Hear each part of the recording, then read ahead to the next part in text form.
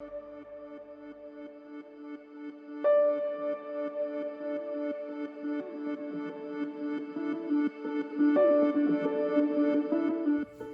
church, hope you're doing well today. The staff is currently in this devotional series once a week where we talk about random Bible characters. Random Bible characters are fun, right? A lot of times they have names we can't pronounce. They have stories that seem bizarre. Wait, where did that come from, right? And personally, one of my favorite random characters, one that's not necessarily popular. You probably won't see this name on the Hall of Faith in Hebrews 11, but this is from Job, and it's this feller named Elihu. Elihu is this young man that shows up on the scene in the book of Job. A quick summary of the book of Job. God allows a lot of bad things to happen to Job. The devil says, well, he's righteous just because you give him all these good things. And God's like, okay, you may test him. And basically God allows everything to be taken from Job. Family, livestock, house, everything.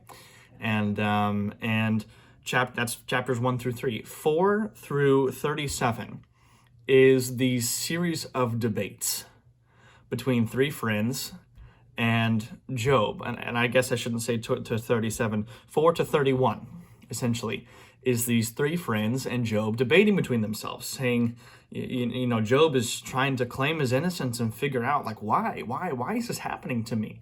And the three friends, their main case against Job is retribution. Essentially, you have sinned. You have done something wrong. Therefore, since God is just, he is being just in punishing you. And Job continues to maintain his innocence. Which he is. There is no transgression in Job. He didn't do anything to cause the things happening to him. And then this young man named Elihu shows up on the scene. He's a new player, if you will. And he actually has seemingly the longest speech. He goes from chapters 32 to 37. We won't cover every part of this, but I just want to point a couple things out. He's this angry, frustrated young man.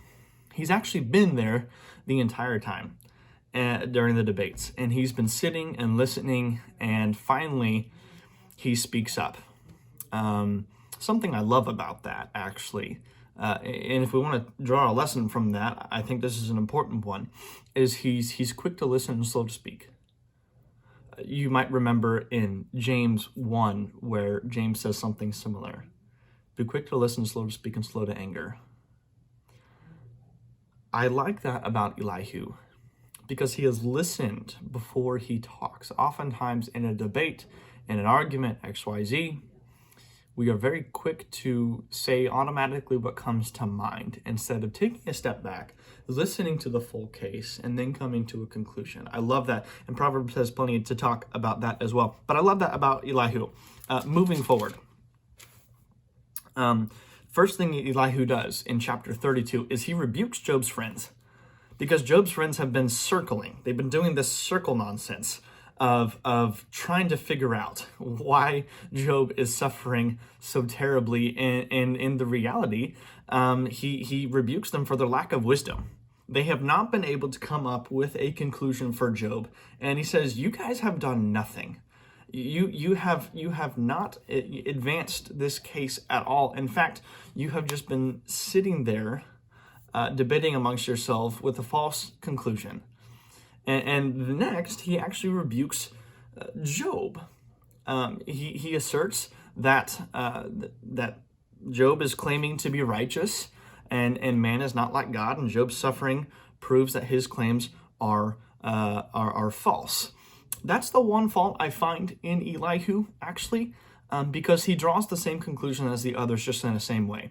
He actually draws the same claim of retribution in regards to Job that the others claimed, where they said, you have sinned, therefore.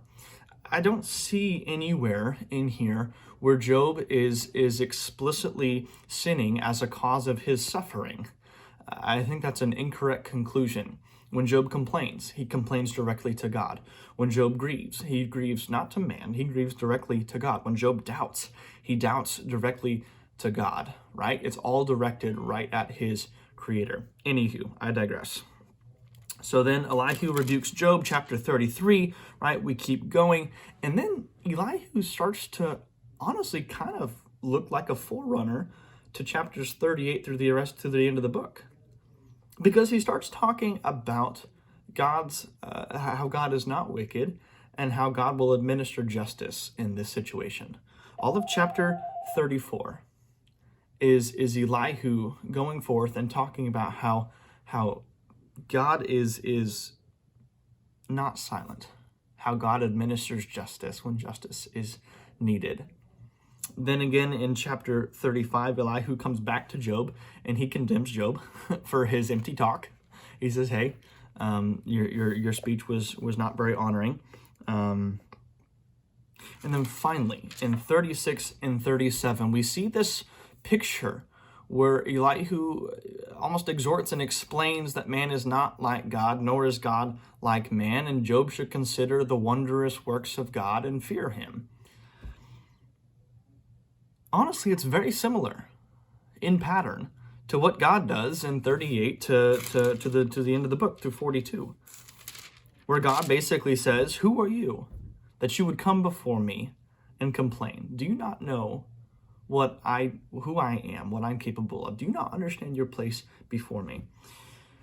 It's a lot. And again, this is hard to kind of pick and choose, cherry pick things from Elihu, from his character, from his story. But if I could, I'd like to point out a couple things. Number one, as I mentioned this before, he sits and he listens. And he does that before he speaks. That lesson, I think, is pretty self-explanatory. It's beneficial because it's wise. So strive for wisdom in your own personal life. Follow the example of Elihu in conversations and speech, and listen before you speak. But number two, when people are suffering, which Job clearly is, point them back, as Elihu does, to the wondrous works of God. It's okay to allow people to sit in grief. It's okay to allow them to sit in suffering. But Elihu knew that what Job didn't need was some explanation of his suffering. What he needed was to refocus where his mind was going. And what Elihu does is he points him back to, hey, may I remind you about who your God is. May I remind you about how wonderful and majestic he is. And might I encourage you, instead of complaining, to walk into a place of fearing him instead. I think as we walk through suffering, if we can have friends who are like Elihu, I think if we can be the kind of friends that walk with people, that listen well, and point them back to Jesus and to who he is and what he's done, I think the world would be better for it. And your friends will thank you for it, and they will love you that much more as they go through suffering. And you yourself will appreciate those people in your life when you yourself are going through suffering. I encourage you, though we didn't get to every single part of this, read through 32 to 37 and read through this character of Elihu and see what he has to say. Love y'all.